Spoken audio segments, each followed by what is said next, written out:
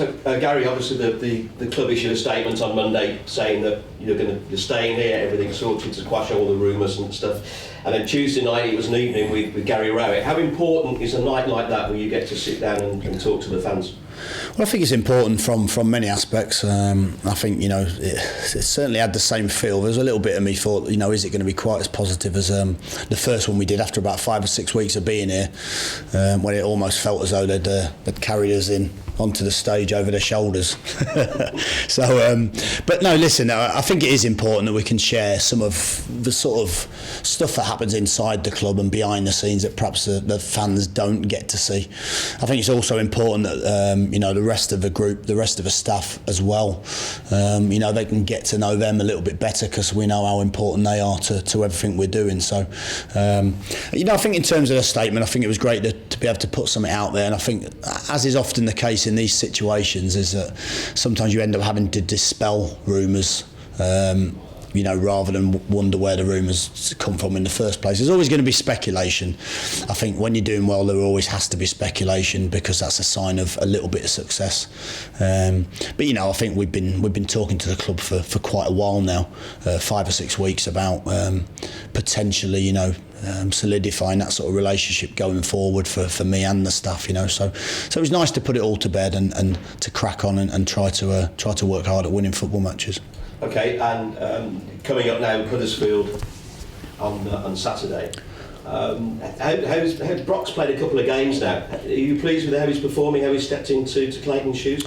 Yeah, I thought for spells of the games, both of the games, he showed glimpses of what we think he's got to offer. I felt as though the first half against Charlton he was really good.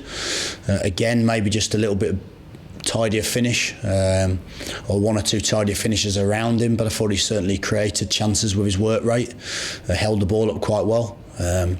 We then took a bit of a gamble, but we thought that because Vaughan wasn't available for this weekend, we didn't see any real benefit in taking Brock out of the team and then putting him back in the team. So we said, let's give him another go, and that way, let's see if he can improve again. And again, I thought his first half performance was really bright. At the moment, it's going to be difficult for him to maintain that over 90 minutes. But I think he showed signs of, he's certainly a willing worker. We know that. That's one of the things that attracted us to him. And I think, if he can just add a little bit of composure and a bit more quality at the end of some of those chances, then we'll certainly see a lot more to come from him. And how are the lone players settling in? I know it's been early days, just over a week, isn't it really? How are they settling in? Yeah, they've settled in fine.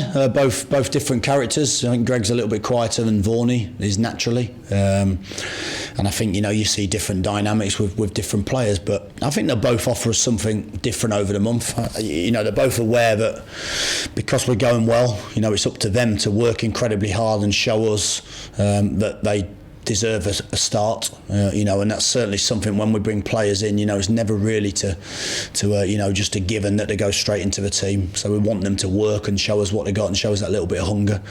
I thought Vaughan came on against Brighton and did well. Greg, for different reason, we just felt as though he'd only trained 3 times in the week previously and not played any football, been out for 3 weeks. So we just, having assessed his calf, we just felt as though it was too big a gamble to put him on the bench in case, as we know sometimes, you come on after 10 minutes and don't last the game and there's 2 subs gone. So so we wanted to get a bit more work into him. He's done a lot of work over that weekend, worked incredibly hard, both of them this week, and obviously Vaughan's not available, but Greg certainly will be, he'll be in the 18-man squad.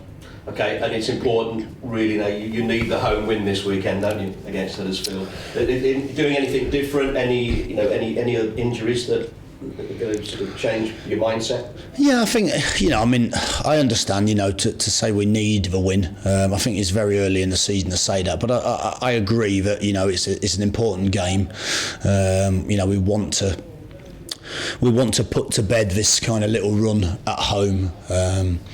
Although it's not been a continuous one, it was obviously punctuated with a Blackburn game and the QPR win. But we've certainly not won as many games as we'd like at home. I don't think we've been a million miles away in some of those games. Again, you look at the Charlton game, created more than enough chances to win a couple of games and couldn't quite take them. So I certainly think we'll have to be more clinical. We've looked at whether we adjust 1 or 2 things at home, and I think that's natural when you're not doing as well as you'd like. I think to keep doing the same things is obviously something that we don't want to do. We want to be a bit more proactive, and I think that possibly is something we'll try to do Saturday. But I don't think you can go too far away from your principles, and I think should we start trying to reinvent the wheel and do something really radical, then do you start then changing it from game to game, away from home, back at home, but we just we'd like to get a result this weekend. But again, we're respectful of the fact that I think Huddersfield have improved certainly in the 3 games that David Wagner's been in charge.